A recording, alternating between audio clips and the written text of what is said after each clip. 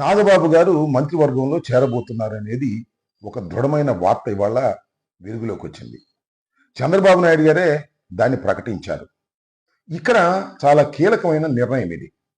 ఎందుకని కీలక నిర్ణయం అంటున్నానంటే, నాగబాబు గారు అనకాపల్లి నుంచి పోటీ చేసి పార్లమెంటుకు వెళ్ళాలని ప్రయత్నం చేశారు. కొన్ని కారణాల వల్ల ఆయన వెళ్ళలేకపోయాడు.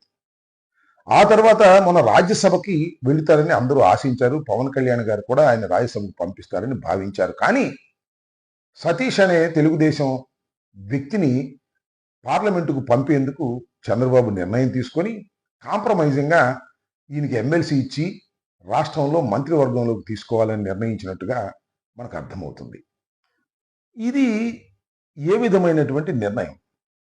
దీనివల్ల కళ్యాణ్ గారు కళ మరింతగా పెరుగుతుందా లేక కళ తప్పుతుందా అనేది ఇక్కడ లోతుగా ఆలోచించుకోవాల్సినటువంటి అంశంగా నేను భావిస్తున్నాను. ఎందుకంటే ఈ రాష్ట్రంలో చాలామంది పవన్ కళ్యాణ్ గారి మీద ఆశ పెట్టుకున్నారు.